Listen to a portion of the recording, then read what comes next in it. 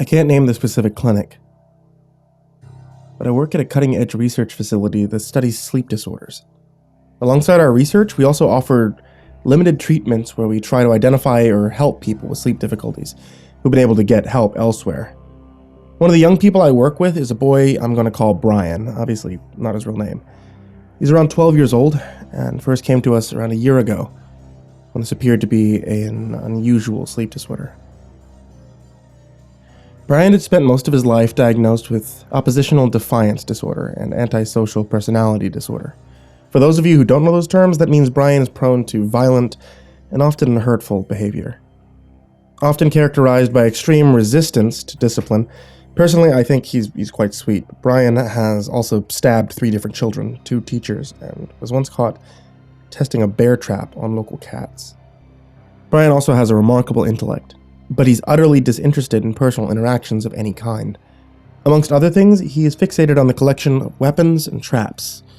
Left to his own devices, he's been known to steal everything from knives to the ingredients of gunpowder, and regularly demands survival manuals from local libraries and other special items that he's deemed significant.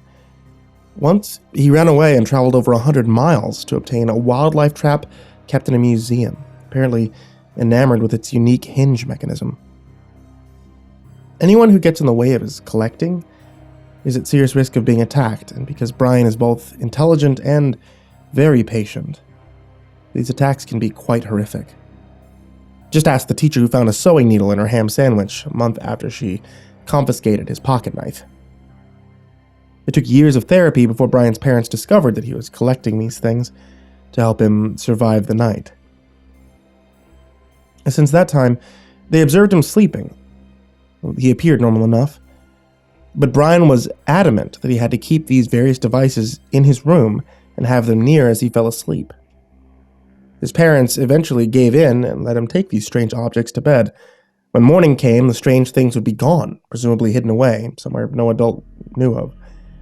At their wits' end, and terrified that their son would never move past these strange fixations on dreams and weapons, Brian's parents finally brought him to me. Now, I'm a development psychologist, specializing in sleep and dream disorders. Qualifying in both CBT and neuroscience, I was tasked with working with Brian in the hopes of understanding exactly why he's so different to other children. My conclusions are, frankly, insane. You see, it began with tests on Brian as he slept. Obviously, we had to allow him to take weapons with him into the sleep room. It was a hard sell to the ethics committee, but I was determined to get an EEG reading of Brian's brain as he slept. I knew the only way that he'd agree is if we had, let him have something to help him feel safe. And since then, he slept nearly every night of the last year in that room, working with me.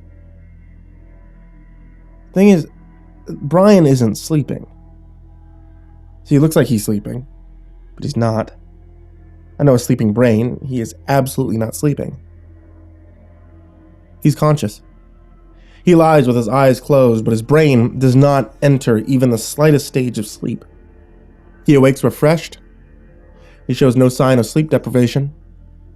But neurologically speaking, Brian's brain never even comes close to sleep. See, in my experience, his activity most closely resembles that of PTSD, patients asked to recount their traumatic experiences.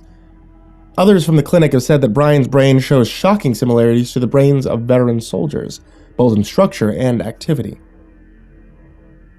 I racked my brain over this problem for 3 months. I tried every machine in the building, and in the end, I concluded that the results were accurate. That means that, providing the data was correct, Brian is the only human alive who doesn't actually sleep. Now, I've since been advised not to publish these results specifically, and I understand why. No one would believe me. Since then, I've augmented the neurological approach with a psychological one, which I suppose is a fancy way of saying that I've spoken to Brian extensively. Normally I give out lollipops during my sessions, but I found Brian oddly appreciative of UHC milk and charcoal briquettes. It took a long 5 weeks, but Brian finally opened up to me and he revealed a most peculiar story. He says that every night when he goes to sleep, he dreams. He says these dreams occur the instant he closes his eyes and end the instant he opens them come sunrise. But for every second he lies down, he spends a corresponding second immersed in his dream. He says that his dreams follow the rules of reality, except he describes them as 100% lucid, none of the plastic reality associated with normal dreaming. When I described my own dreams to him, Brian thought it hilarious and utterly bizarre. To him, there's one dream, and it's continuous. It's all just one long nightly experience, stretching back to his earliest memory, as he put it. If anywhere is the dream, it's here. See, there's flying metal birds here, and pictures that flash stupid messages, and people who don't care about being alive. But over there, there's only life and death. I think that makes a lot more sense than any of this. Brian went on to tell me that he can take things into his dream. Anything he holds in his hands goes across with him. Worryingly, this is consistent with my own observations. Whatever he takes into the room isn't there when he wakes up. His parents told me that they thought he found a way of getting rid of the items during the night, but our sleeping rooms are secured, above ground, no windows. I don't know where he could put a half-gallon of kerosene or 30 meters of rope, but sure enough, whatever he takes in with him isn't there come morning. He simply puts these things under the covers and poof. The sheets fall flat down and they disappear right before the camera, like a magic trick. I'm still not used to seeing it, but it happens, quite sure of it. On a hunch, I took Brian to an archery lesson and watched him hit every bullseye for 2 hours straight. Another time I watched as he patiently sat me down and stitched up a wound that I received moving a broken bed frame. He fixed furniture around the clinic, killed passing birds with a homemade sling, and once made a knife out of flint that he collected on a trip to the beach. His knowledge is extensive, his skills completely beyond what any normal child should have. When I asked why this is, he tells me that when he lies down, he goes to a place without adults. He describes it as rich with life but dangerous. The animals, he says, are like our animals but different. There's him and nature, and he fights for his survival tooth and nail. During one of our longest conversations, I asked if he ever saw other people in this world, to which he answered, early on, yes, but they weren't good enough. Brian then gave me 6 names. I won't repeat them here, but they sounded real. And when I searched for them, I managed to find scattered articles that mentioned just 2 children, aged 6 and 7, with the same names. They had apparently died in their sleep, when Brian would have been only 5. I took the photos to him and he immediately nodded his head. She fell over and was taken first, he said, while pointing to a young girl with a pink bow in her hair. She survived longer, he added, while pointing to the next girl, but not by much. These children had died a month apart, and thousands of miles away from each other. It didn't make any sense, but Brian was convinced that he knew them. Even stranger, the following day he came in and gave me a pink lace. I went back to the clearing where she fell, and found it, he said, nodding to the muddied lace in his hand. It belonged to her. It was hard back then, but some older kids helped us before it took them. It was ragged and knotted, no longer a bow, but holding it in my hand, I saw that it was an eerie match to the pink bow in the picture of that young girl. Confused and concerned, I asked, what took them? Mr. Tatler, he said. Mr. Tatler? I repeated. One of the other young ones named it, I think, he said with a strange matter-of-factness. We grouped together at first, and one of the other boys said it reminded him of a monster from a book his father read. The monster in the book was called Mr. Tatler. Ever since then, that was what it was named. And Mr. Tatler tries to hurt you? Mr. Tatler's always haunted us, he said. Nothing else is like it. And what does Mr. Tatler look like? I asked. Brian pursed his lips, looked thoughtful for a moment. Like an insect. Like an insect's idea of a god, he said, before carrying on reading his book on architecture. And it just roams this world? I asked, haunting you? Yes, he answered. I can't stay still too long. It never stops. It never rests. You could trick it and trap it, but it never stays still for long. So that means I can't stay still for long either. I have places to keep things, but I can't stay there. I have to make sure my things are spread out. It knows to wait for me sometimes. hiding in the places that I built for myself. So I have to be ready to go somewhere new, and I have to make sure that I keep lots of spare things in different places. Because it's smart. Smarter than people, I reckon, he answered. What is this world like? There are savannas if you follow the sunset, weird mushroom forests if you follow the sunrise. And depending on the time of year, it can get cold or warm. But I mainly stay in the jungle because of the cover. If you're curious, he said, the first girl to die tried to run into the water and was eaten by one of the things that live in there. So there are more things hunting you than just Mr. Tatler. No, he said. The animals are dangerous, but stupid. Only Mr. Tatler hunts us. I mean, other animals try, but they're just animals. It was a scorpion, by the way. A scorpion? I asked. Yeah, he said. What took that girl? It's about 4 meters long. They don't have stingers, but they do look like scorpions. They're very tasty if you cook them right. Not very smart either. It's dangerous, but I think it's fun to kill dangerous things. It makes me feel strong. Have you tried to kill Mr. Tatler, then? Oh, no, Brian said, his face scrunched into a frown. You don't want to get near Mr. Tatler. He's fast and far too large. Even though he's big, he can hide very well, changing size and shape to fit into strange places, and he's too fast to run away from. If you stay still and hide, or find a way to distract him, he might not see you. That's how I survived when I was too young to know any better. But the best way to beat Mr. Tatler is to know where he is, and to stay very, very far away from him. I don't know why, but I found him convincing. He was so driven. He spoke with such purpose. I couldn't imagine a child making all that up. I told myself I didn't believe him, that it was just a strange disorder. But I decided the best I could do for Brian was to just give him the resources he needed to feel safe. That meant getting him books, weapons, fuel, any random thing he asked for. He'd often wake up in the clinic, stumble straight off to my office, and start reeling off a list of specific things. In return for me getting these things, Brian agreed to stop attacking people. It was deemed a sort of breakthrough by his parents, but I felt like a fraud. People acted like I was an incredible therapist, but all I'd done was buy a child crossbows, knives, water filtration kits. If anyone had realized, I would have been humiliated because deep down, I felt like I secretly believed some element in the story. But it worked. And over the last month, Brian and I developed a close bond. He has a farmer's attitude to animals, and a retired man's love of history. Strangely, he reminds me of my father, who once broke a rabbit's neck after I brought it to him with a broken leg. In the hope of giving Brian some kind of education, I began taking him out on various field trips. One of the most insightful of these trips involved the Natural History Museum. Brian particularly enjoyed learning about how people survived pre-agriculture, but it was actually as we passed a display from the Devonian period that he stopped to stare at some artwork showing a muddy brown amphibian. It was meant to be one of the first invertebrates to migrate into land, some hundreds of millions of years ago. He grunted. What's wrong? I asked. The color is wrong, he said, gesturing to the strange-looking salamander.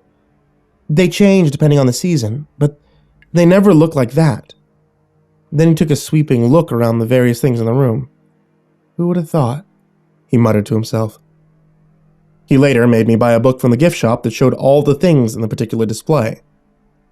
And then that night, before falling asleep, he came to me and carefully pointed out a fossilized plant that he'd circled with a red pen.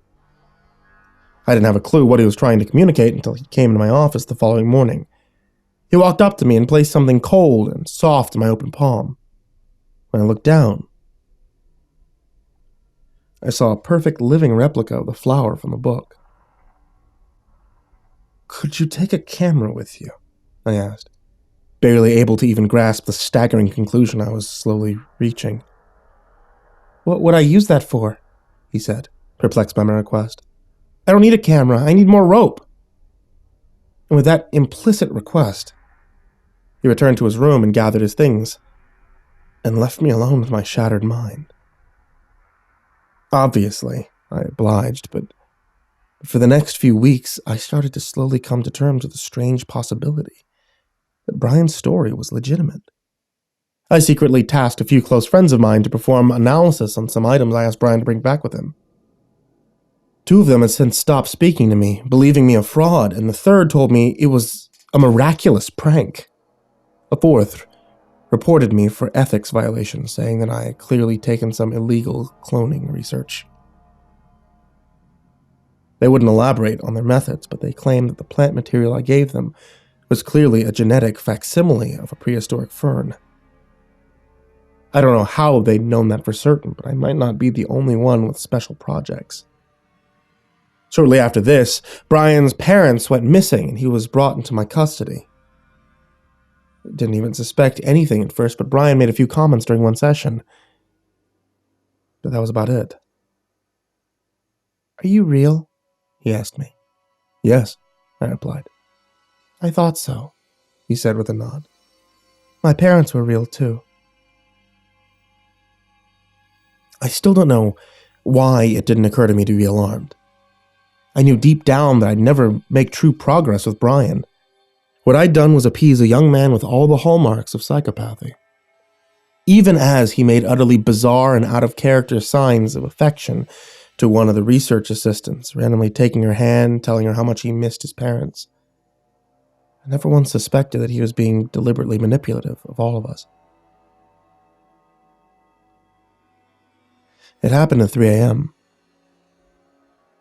I'm not allowed in the clinic right now. No one is.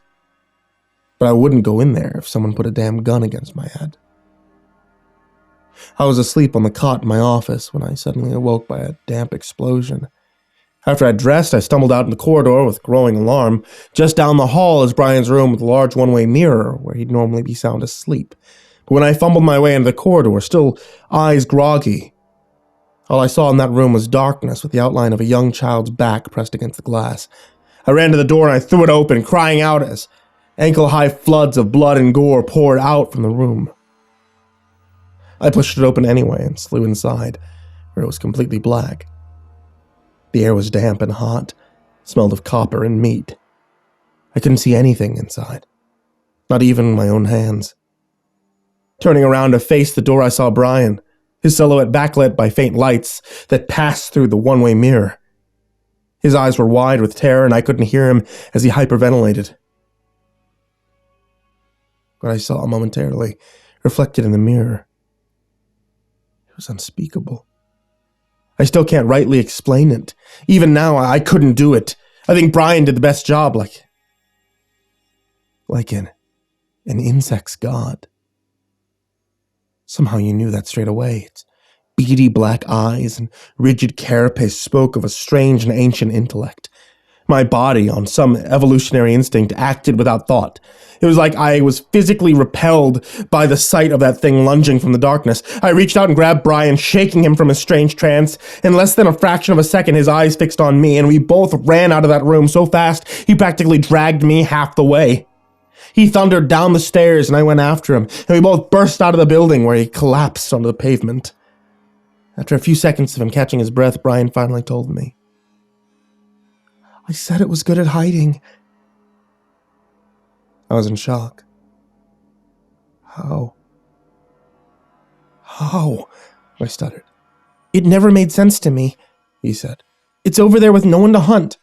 But what if it came here? Lots of people to hunt here. It just needed a way to come through.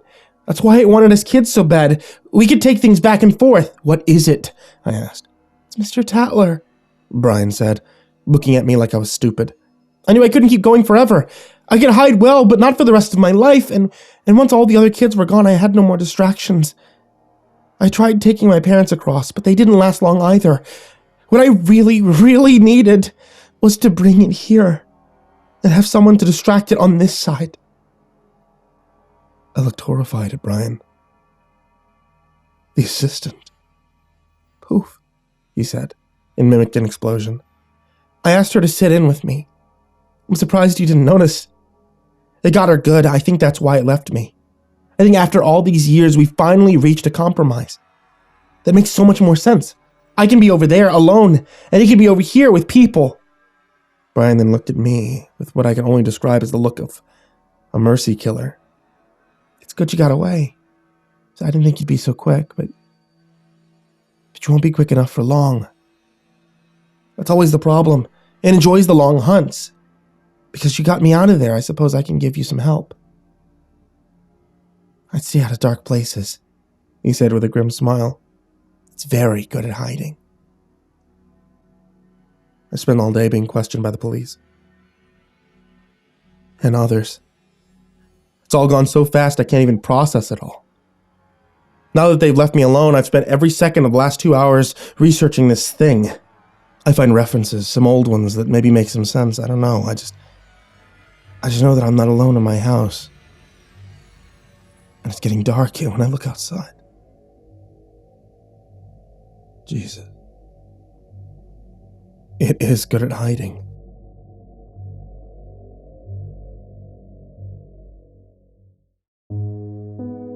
Hey there, kids. Thank you for listening to tonight's episode of the Creepypasta Storytime podcast. Or, if you're watching on YouTube, thank you for subscribing to the YouTube channel. If you're not on YouTube, then thank you for listening on Spotify or wherever you listen to podcasts and following there. If you guys are Reddit users, like I'm sure many of you are, if you're following those no-sleep authors that are super cool, one other Reddit community you can always check out or be active in or talk about or post memes in is the Mrcreepypasta Reddit. It's just r/Mrcreepypasta. You can always find the channel icon there. And also I'll pop in every now and again and post random things because I can.